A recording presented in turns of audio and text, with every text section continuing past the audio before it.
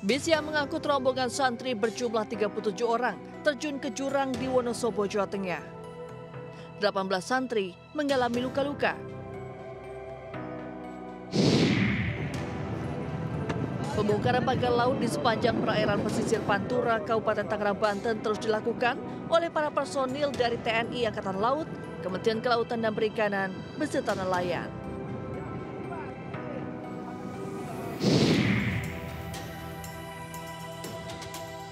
Hak-hak pejalan kaki semakin terpinggirkan seiring beralih fungsinya trotoar menjadi lahan parkir atau kegiatan lainnya.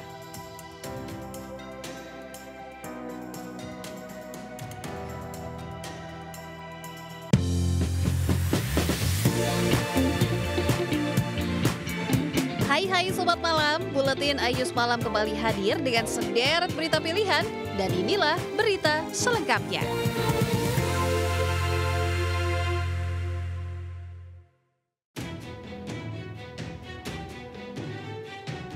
Direktorat Tindak Pidana Ekonomi Khusus Bareskrim Polri kembali menyita aset para tersangka penipuan dan penggelapan serta TPPU kasus Net 89, yakni 11 mobil mewah senilai 15 miliar rupiah. Selain 11 mobil mewah, penyidik juga menyita uang tunai sebanyak 52,5 miliar rupiah. Seluruh barang bukti tersebut akan diputuskan dalam persidangan untuk selanjutnya dipertimbangkan dikembalikan kepada para korban.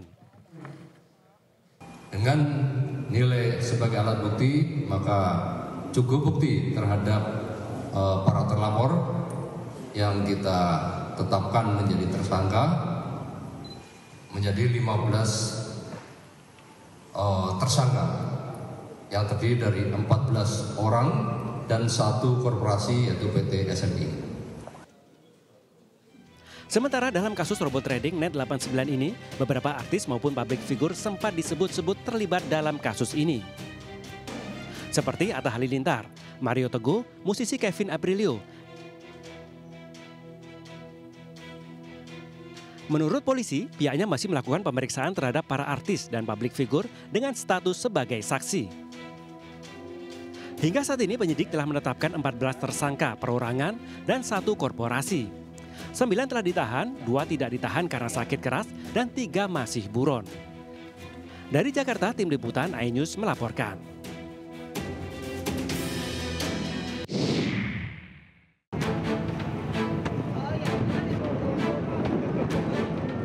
Personil TNI Angkatan Laut, Kementerian Kelautan dan Perikanan, beserta nelayan kembali membongkar pagar laut di sepanjang perairan pesisir Pantura, Kabupaten Tangerang, Banten.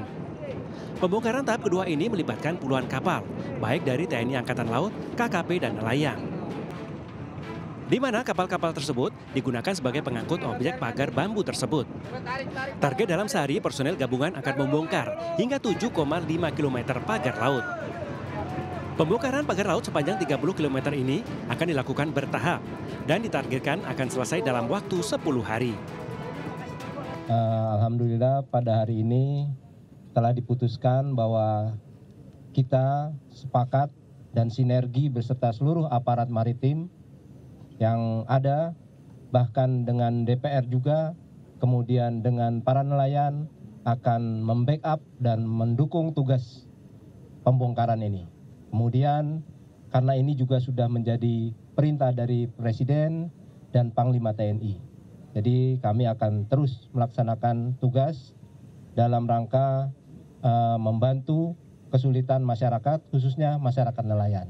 Pagar laut ini akan dicabut dan tentunya kami sangat mengapresiasi keputusan pemerintah ini yang memang sudah keputusan Presiden dan sudah dijalankan beberapa waktu yang lalu dan sekarang hari ini secepatnya akan dituntaskan dengan bantuan dari Angkatan Laut. Karena laut ini bukan milik perorangan atau milik korporasi. Ini adalah milik kita semua.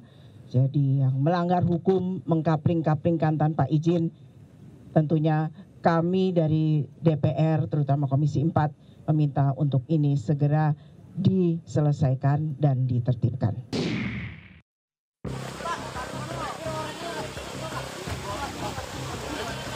Dengan menggunakan tandu dan peralatan seadanya, puluhan warga dan pengguna jalan gotong royong mengevakuasi penumpang bus yang terlibat kecelakaan. Bus yang ditumpangi rombongan santri berjumlah 37 penumpang ini terjun ke jurang di daerah Wonosobo, Jawa Tengah. Medan terjal dan posisi bus yang berada di jurang menyulitkan proses evakuasi korban. Orang berbunyi lewat ngisor, nih. Ojo, ampun. Diduga kecelakaan akibat supir bus tidak menguasai medan saat melaju di tanjakan Siroto, Desa Randusari, Kecamatan Kepil, Kabupaten Wonosobo. Bus yang tak kuat menanjak itu kemudian merosot hingga meluncur bebas ke dalam jurang sedalam 15 meter. Akibat kecelakaan tersebut, 18 santri penumpang bus mengalami luka-luka dan mendapat perawatan di 3 rumah sakit di Kabupaten Magelang. Karena jalannya menanjak, tidak kuat terus mundur jatuh ke. Tidak, kalau dugaan awal karena drivernya itu telat ngoper gigi. Kini kasus kecelakaan tersebut telah ditangani petugas Satlantas Polres Wonosobo. Polisi juga mengimbau pengguna jalan selalu berhati-hati melintas di jalanan ekstrim, apalagi di musim penghujan seperti saat ini. Dari Wonosobo, Jawa Tengah, Didik Dono Hartono, iNews melaporkan.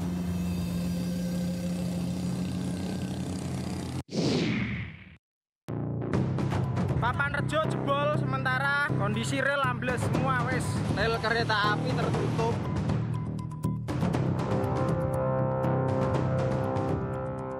Memasuki hari kedua putusnya jalur kereta api di wilayah Kecamatan Gubuk, Grobogan, Jawa Tengah, proses perbaikan jalur kereta terus dikebut. Rel kereta api tertutup, jalur rel dan kereta api tidak bisa melintas. Sejumlah petugas PT KAI diterjunkan untuk memperbaiki rel yang rusak serta tanah penyangga rel yang longsor akibat tergerus banjir dari jebolnya tanggul Sungai Tuntang. Terjangan banjir pada Selasa lalu membuat beberapa bantalan rel lepas, menggantung dan melengkung sepanjang 300 meter.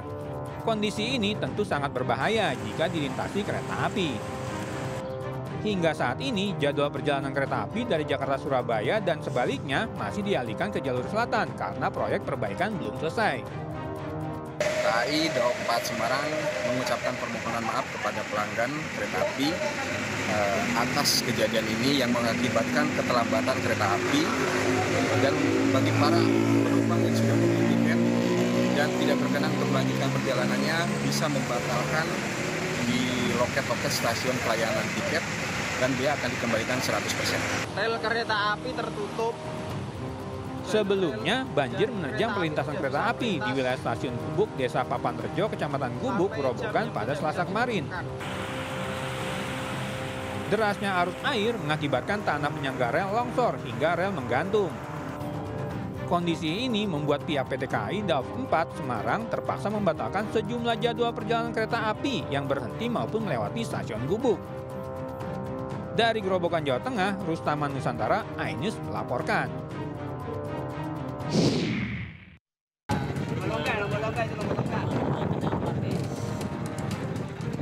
Nelayan di Kecamatan Tarumajaya, Kabupaten Bekasi, Jawa Barat mendapati seekor lumba-lumba mati tersangkut bakar laut kontroversial di Pelabuhan Paljaya. Saat ditemukan, mamalia laut ini kondisinya sudah membusuk dan terapung di dekat pagar laut. Lumba-lumba dengan panjang lebih dari 1 meter tersebut diduga mati di tengah laut akibat terjebak jaring nelayan. Namun kuatnya arus di Lumbang Laut Utara Jawa membuat bangkai lumba-lumba terseret hingga ke pesisir pantai dan terhenti setelah tersangkut pagar laut. Menurut nelayan setempat, bangkai lumba-lumba ditemukan mengapung sejak Selasa kemarin. Pasalnya nelayan kerap menjumpai kawanan lumba-lumba di tengah laut atau 5 km dari titik pagar laut. Bangkai lumba-lumba masih dibiarkan begitu saja dan belum dievakuasi ke daratan. Kesangkut begitu biasanya dia ketabrak kapal, apa kena jaring, biasanya. Berarti matinya di tengah, iya, terus ke bawah arus, ke pinggir gitu ya? Nyangkut di baro. Lumba-lumba itu baru pertama kali apa sebelumnya juga sering ditemukan, Pak? Kalau baru ini, kalau lumba-lumba, Pak. Baru kali ini ya? Iya, ada ikan lumba mati. Lumba-lumba merupakan jenis mamalia laut yang cerdas dan hidup secara berkelompok dan kerap bermain bersama kawanannya. Dari Kabupaten Bekasi, Jawa Barat, Ahmad Jauhari Lutfi, iNews melaporkan.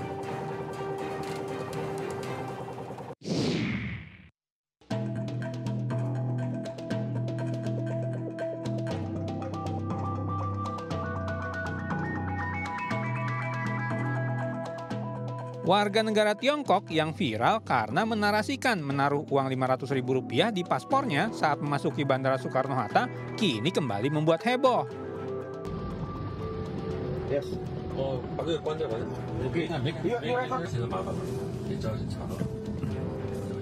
WNA Tiongkok itu mengunggah rekaman video saat polisi menghentikan laju mobil yang dikendarainya di salah satu wilayah di Jakarta. Dinarasikan, WNA Tiongkok itu ditilang polisi dan diminta untuk membawa mobil ke pos polisi. Dalam pengakuannya, WNA Tiongkok mengatakan akhirnya berhasil lolos dari pemeriksaan surat kendaraan setelah memberikan uang sebesar Rp500.000 kepada polisi.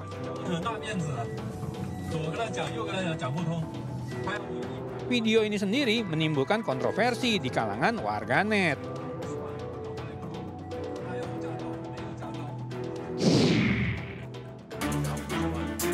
Sebelumnya, warga negara Tiongkok itu juga mengunggah video saat ia menyelipkan uang Rp500.000 ke dalam paspor miliknya saat memasuki Bandara Soekarno-Hatta.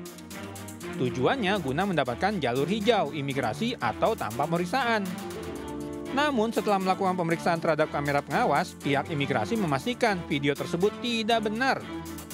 Setelah beredarnya video tersebut, warga negara Tiongkok itu pun menyampaikan permohonan maaf.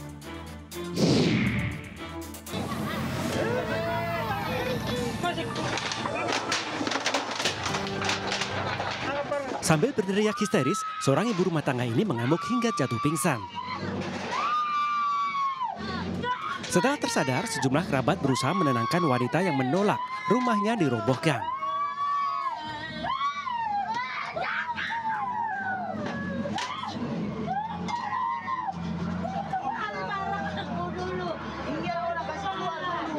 Nanti dikasih keluar, mama kasih jalan supaya orang angkat, bantu kasih keluar ya. Angkat lemari,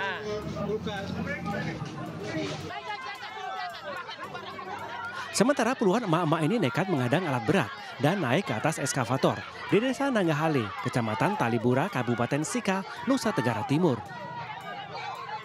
Para warga ini memprotes pembongkaran rumah mereka yang berada di lahan HGU yang dikelola PT Kris Rama. Guna menghindari keributan, proses penertiban lahan sempat ditangguhkan menunggu bantuan dari pihak keamanan. Namun, tak berselang lama, pembongkaran rumah warga terus berlanjut meski mendapat perlawanan sengit. Terkait pembongkaran tersebut, pihak perusahaan mengaku tidak sedang bermasalah dengan siapapun. Pasalnya, PT Kris Rama merupakan pemegang hak lahan sejak 29 Juli 2024 yang diperkuat pengumuman Bupati Sika. Sebelumnya, pihak perusahaan juga telah memberikan pemberitahuan soal penertiban lahan kepada warga yang menempati tanah tersebut. Pihaknya juga memasang papan peringatan perihal SHGU bidang tanah dan sekesa lahan di lokasi. Dari Kabupaten Sika, Nusa Tenggara Timur, Joni Nura, iNews melaporkan.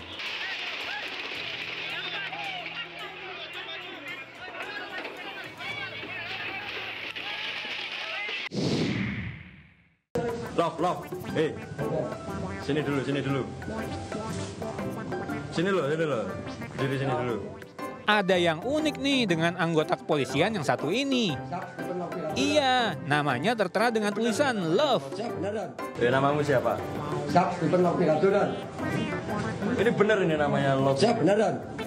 Kamu cinta apa? Cinta damai atau cinta apa? Siap, cinta keluarga dan. Cinta keluarga. Nama panjangnya Stephen Love Migardo. Ia bertugas di Polresta Banyuwangi, Jawa Timur. Love mengaku mencintai keluarganya.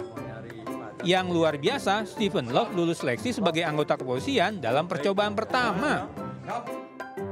Nama unik sang polisi pun mendapat tanggapan beragam dari warganet.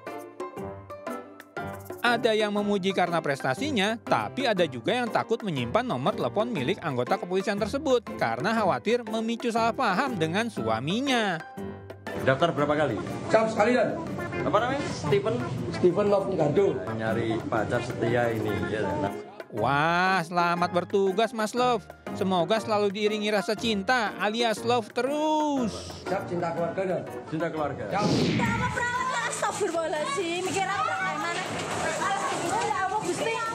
Banjir yang melanda kawasan Batang, Jawa Tengah diwarnai kejadian unik. Sebuah perahu besar tampak terbawa arus banjir di Kali Kidang Lor, Kecamatan Batang, Kabupaten Batang, Jawa Tengah, Senin malam. Insiden ini membuat warga sempat terkejut dan khawatir keberadaan perahu tersebut. Dan benar saja, kekhawatiran warga terbukti. Perahu besar itu akhirnya menyangkut di sebuah jembatan dan menyebabkan kerusakan pada jembatan tersebut. Waduh, ini perahu siapa yang lepas ya? Tapi yang namanya bencana banjir, jangankan perahu, rumah aja bisa terbawa arus.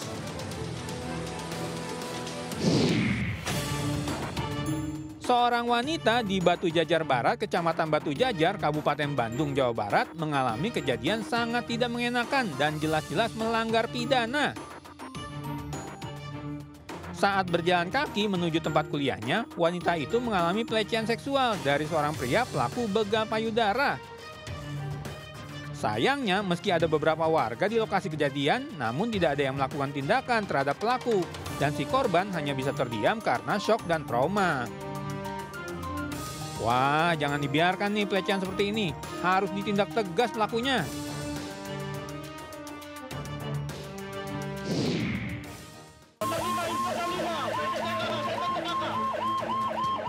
Kebakaran melanda rumah warga di kawasan Seblutuh, Medan, Sumatera Utara, Selasa petang.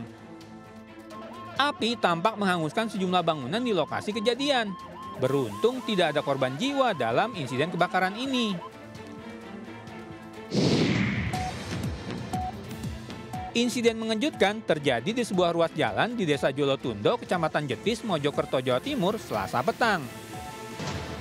Sebuah truk kontainer yang berbodi tinggi menyenggol dahan pohon hingga patah dan terjatuh. Ironisnya, dahan pohon yang patah menimpa sejumlah pemotor dan kendaraan lain yang ada di belakangnya. Untungnya tidak ada yang cedera serius dalam insiden ini.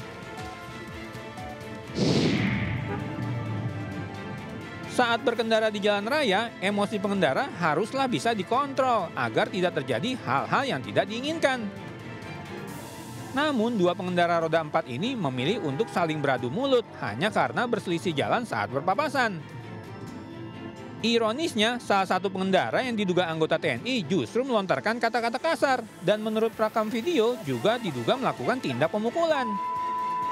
Wah, sabar dong bapak-bapak, ingat keluarga yang menunggu di rumah.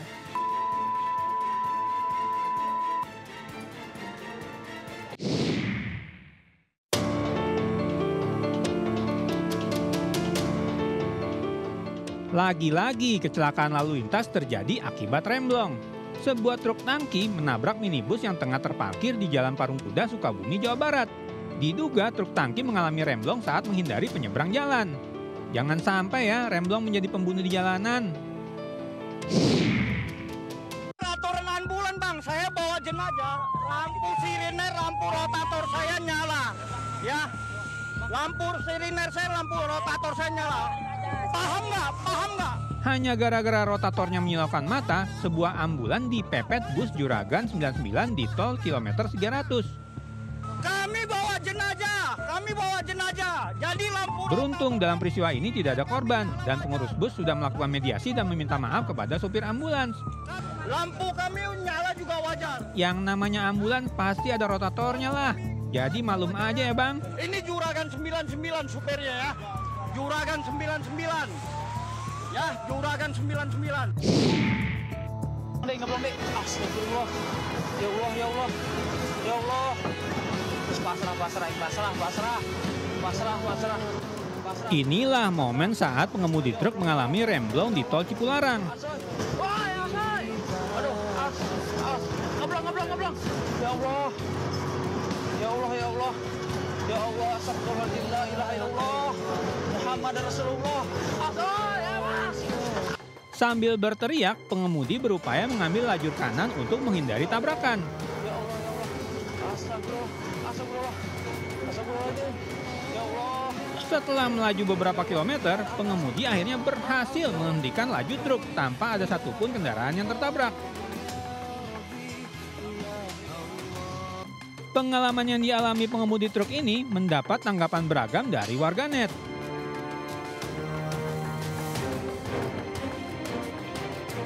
Kali ini masih beruntung bang, lain kali sebelum mengoperasikan kendaraan, kondisi kendaraan terutama bagian rem harus dicek dulu ya. Gimana ini Batara? Seorang pengendara motor terekam kamera warga mencoba menendang motor di depannya yang dikendarai seorang warga negara asing di salah satu ruas jalan di Denpasar, Bali.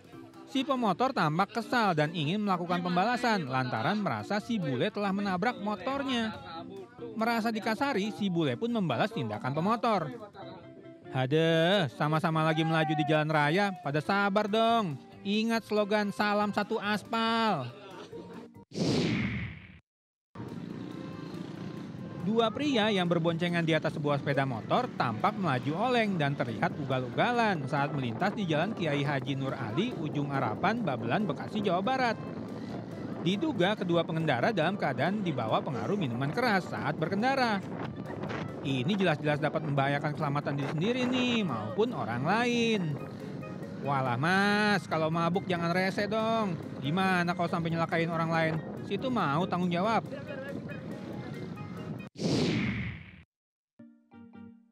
Yang namanya sesama pengguna jalan, kudu dan harus saling menghargai satu sama lain ya. Jangan seperti ini nih, kalau ada genangan air, ya pelan dong jalannya. Tapi pemotor dari lawan arah yang satu ini benar-benar gak punya perasaan dan malah melaju kencang. Alhasil pemotor perempuan ini pun terciprat air banjir yang terkibas. Tenang mbak, biar Tuhan aja deh yang balas. Wah, yang namanya anak kecil memang banyak ceritanya. Siapa coba yang pernah ngalamin kejadian seperti ini nih yang menimpa bocah yang satu ini? Akibat coba-coba melompati pagar, si bocah justru tersangkut dengan posisi kepala di bawah dan kaki di atas. Dan yang paling menikmati suasana ini adalah temannya yang tertawa lepas melihat penderitaan sang kawan. Wah, untung ada seorang ibu yang akhirnya membantu si bocah lepas dari sangkutan pagar.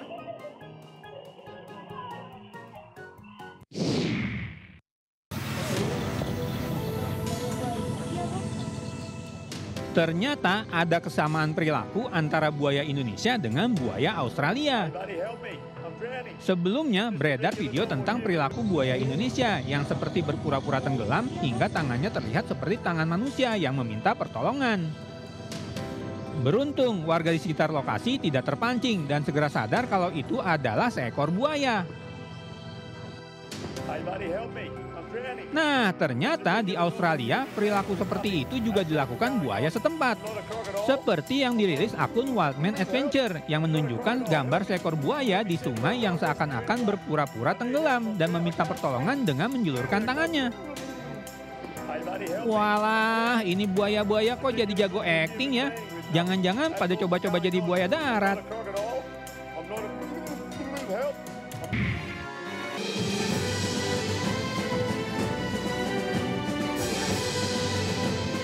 Di depan ratusan warga di wilayah RW 11 Kelurahan Rawabuaya Cengkareng, Jakarta Barat, anggota DPRD DKI Komisi E dari Partai Perindo, Dina Masyusin, mensosialisasikan peraturan daerah tentang kepemudaan. Perda tersebut nantinya akan memfasilitasi para pemuda di Jakarta agar memiliki berbagai kegiatan yang positif. Sehingga para pemuda tidak lagi terjerumus ke dalam hal-hal negatif seperti tawuran hingga penyalahgunaan narkoba. Kepemudaan di sini tentang peraturan daerah yang berkaitan dengan pemuda itu yang kita sosialisasikan ke masyarakat dan masyarakat banyak sekali keluhannya terkait bagaimana fasilitas yang belum ada, bagaimana dengan diperlukan pelatihan-pelatihan yang harus dilakukan supaya kepemudaan di DKI Jakarta bisa jauh lebih baik. Dengan yang disampaikan berkaitan dengan pembinaan itu yang sangat diharapkan oleh pemuda-pemuda kami, remaja-remaja kami, di mana mereka agar lebih tertata, terarah dalam menghadapi kehidupan seperti sekarang ini.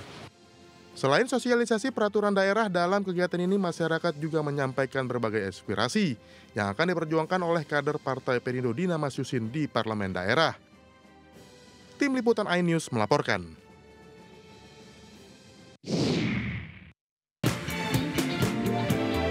Sobat Malam, jangan kemana-mana dulu ya. Buletin Ayus Malam segera kembali setelah yang satu ini.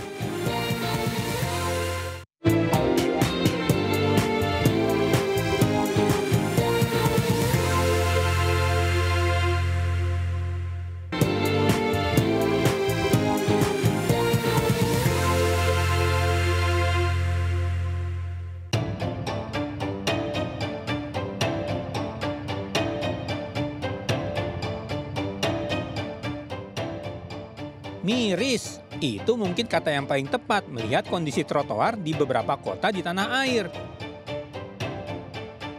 Bagaimana tidak, jalur yang dikhususkan untuk pejalan kaki malah berubah fungsi. Bahkan di kota Tangerang, Banten, seorang anak pengguna trotoar terpaksa berjalan melipir karena jalur jadi lahan parkir mobil. Hampir serupa di Jalan Walter Monginsy di Jakarta Selatan, lajur pejalan kaki juga telah beralih fungsi.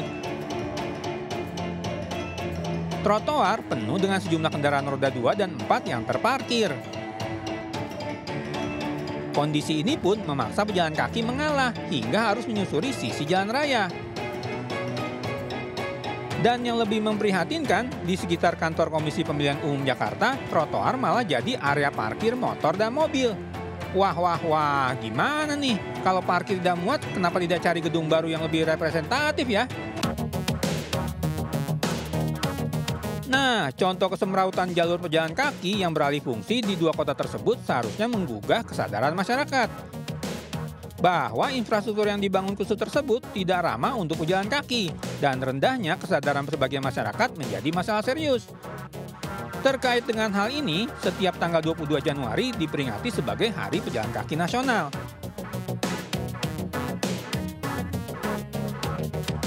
Hari Pejalan Kaki Nasional sendiri diinisiasi oleh Koalisi Pejalan Kaki atau KOPK dalam rangka mengenang tragedi di Tugu Tani pada 22 Januari 2012 yang menewaskan 9 orang pejalan kaki.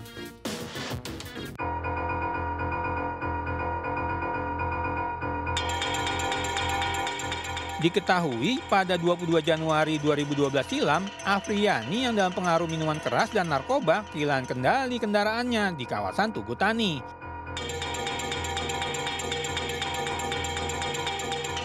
Ia menabrak belasan pejalan kaki, 8 orang tewas di tempat, sementara 1 lainnya meninggal di rumah sakit, dan 3 orang lainnya terluka.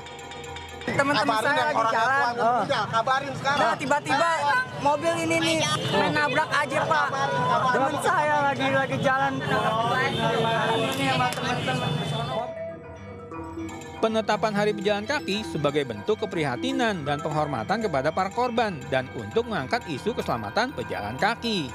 Selain itu, bertujuan untuk meningkatkan kesadaran dan kepedulian masyarakat terhadap hak-hak pejalan kaki di jalan raya. Pejalan kaki memiliki hak yang sama dengan pengguna jalan lainnya.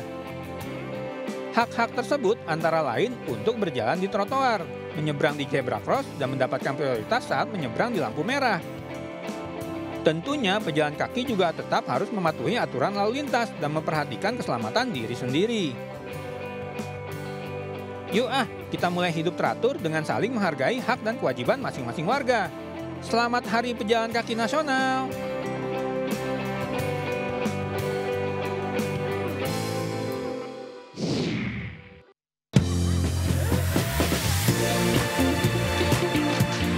Oke Sobat Malam, informasi tadi sekaligus mengakhiri Buletin Ayus Malam kali ini. Selamat beristirahat dan sampai jumpa.